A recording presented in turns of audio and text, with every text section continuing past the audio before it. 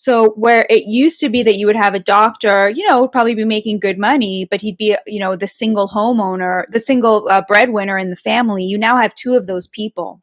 Elizabeth Warren called this the two income trap back before she was a progressive. So now what you have is, all of these over credentialed people living in urban areas, living in blue states and cities.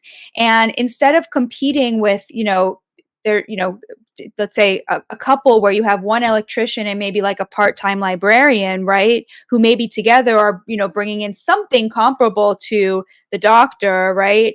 Now what you have is two doctors who together are bringing in 500 to $1 million a year, and their cleaning lady who's making 40, and she's now competing with them, or Gord and his wife, who each make $50,000 a year, so combined income of $100,000 a year, are now competing with couples who make $1 million a year for the same dwindling stock of housing. And to make matters worse, these two doctors are extremely good at working the system. They belong to their community board. They're very active in local politics. They know how to have fundraisers for local politicians. And they passed all sorts of NIMBY laws that basically resulted in 78% of the land that is zoned in the United States for housing is zoned for single family detached housing, meaning that, in wherever these couples live, most of the land that is available for building houses is zoned that you can only build one family homes on it to protect the value of their homes. So meaning, like, in a bygone era, there's a parcel of land opens up, somebody dies, and a developer could show up and say, hey, I'm going to build a duplex here and sell, two homes for $750,000 to two middle class families as starter homes, right? And we'll see, I could get twice as much, not twice as much, 1.5, whatever. But now, because it's been zoned for single family detached, that developer can only build a McMansion on that property because they can only build one home. And to make it worth their while, they have to make it be a big home. So these couples are now not only hoarding the American dream, but they're really making it impossible for everybody else, for people like Gordon and his wife Jenna, to ever buy even a starter home. Getting rid of zoning laws tomorrow would immediately free up 1 million units in 1 year, and we would solve our housing crisis in 10 years. But of course, this, is not really on anybody's radar because working class people do not have the time to show up at these community board meetings and say, hey, these zoning laws are actually like extremely punishing for us. And these rich progressives have just been getting away with this for decades. It's so funny because this is exactly what's happening on these little Gulf islands in BC. So I know about this because I abandoned Vancouver when I was like 26 to go live in a tent on this little island that was populated by about 1,000 people for a while. And, so this has been going on now for about 10 or 15 years, and it's just progressively gotten worse and worse and worse. And it's this thing where you're only allowed to build one home on a plot of land, and you're not allowed to build a secondary home. So what happens is that people who are working class can't afford to live there, in part because they can't have a rental property on their property so that they can get income.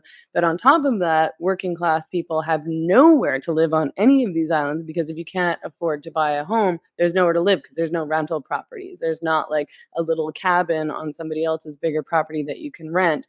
And the same thing is now happening on Gulf Island that my parents live on, and it's a constant argument with these. It's called the Islands Trust. I don't know how much insider information you need about This is a tiny Gulf fascinating. island in No, BC. this is so interesting. But it's been an argument between the working class and the upper class on these little islands for a very long time. And again, the Islands Trust is basically run by these well-off older white people because they're retired and they have money and they have time to dominate these bylaws and these conversations and these debates. And it's funny because it's so, they all need working class people to live on Right. these islands, because who's Exactly. gonna build their houses, and Right. who's gonna chop all their wood, and who's gonna take care of their property and their lawns, and who's gonna cut down their trees, and, like, where are they gonna buy their eggs from? Like, it's so they aren't thinking even selfishly for themselves, but it's creating these islands that are populated entirely by the most well-off, most useless, least interesting people. Like, who's going to go to the pub? It affects the entire economy. Nobody's buying the weed. Nobody's going to the bar. Like, all these places can't make it. Then there's no jobs for the people who would be working in the bars or the restaurants. Like, and it drives me crazy. And, and then it affected my family personally. I've been angry about this for a lot of years, but my dad's been trying to build like a little cabin on their property so that either they can rent it out to somebody who's working on the island or whatever, or I can stay there when I come there. And they put a stop to the work because there's, you can't have like a bathroom in there. You can't build up one level so that there can be a bedroom, because you're not allowed to build something that somebody else can live in. That's what the rule is. It's terrible. And what's amazing is like the left's answer to this is always like, well, let's build, a high rise for homeless people in the middle of, this island, which Let's is build like somewhere for the fentanyl addicts to exactly. hang That out is like and that is destroy their and set on advocacy. fire. Exactly. Exactly. Is like that's their view of like, there's homeless people. Let's just like put them all in this like, nice middle class neighborhood. It's like, no, We'll put like them in these shipping containers. they're just so totally focused on like the wrong things. Anyway, yeah, it's crazy, and it's Wait, I so want to hear frustrating. more about you living in this tent. Oh, okay. So in 2006, I guess I had like some kind of Saturn returns breakdown. Like, you can't call it like a midlife crisis because I was only 26 years old. But I felt trapped in my life because I was working as a receptionist. I'd always, since I graduated from high school, I was doing admin jobs that pay very badly. You're making like $13 an hour. I'm barely able to pay rent. You're in this terrible cycle. You're in a miserable job. And so it's like you go out and party on the weekends and then you're back to work. And I was just like depressed and I wanted to go back to school and I couldn't go back to school. I was sort of trying to take night classes, but you can't actually finish or really get anywhere in a BA just taking night classes Mhm. because, first of all, most classes are not offered at night. And it took me 10 years to get through my BA as it was, but you know what I mean? Like, time wise, you can't just be taking one class a semester and make it through a BA. And I just didn't know what to do. Like, my parents had moved to the States for work. My mom had gotten a job at IU. And so it wasn't like I could just move back home. So my solution was to go on EI and like leave my house and go live on a tent on an I had also read this book by Derek Jensen, that was called, oh my gosh, I'm gonna forget what it was called. I think it was the first book that he ever wrote. Was it like Um, leave your life behind and live in a tent on an island? no, but that's what I got from the book somehow.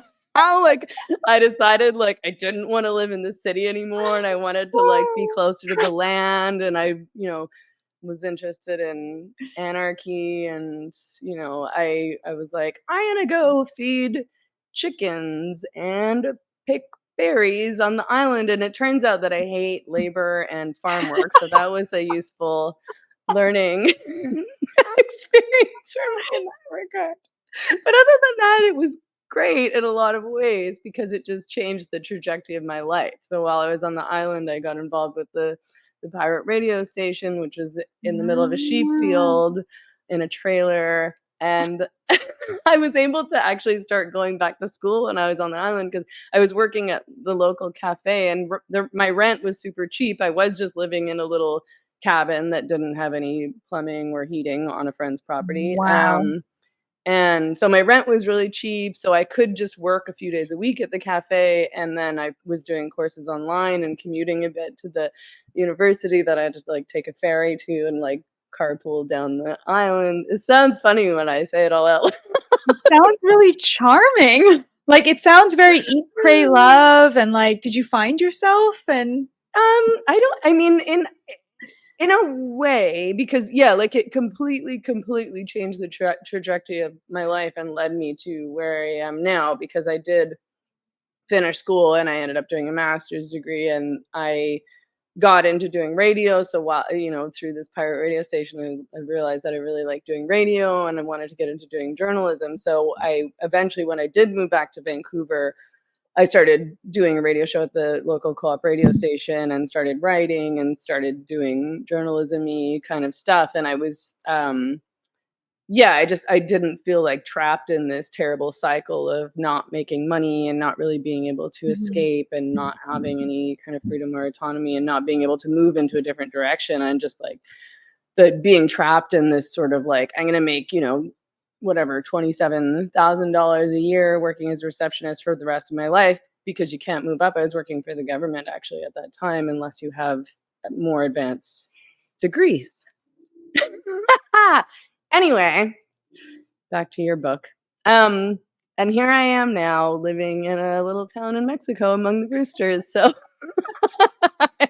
not in a tent though, but also in other strange circumstances.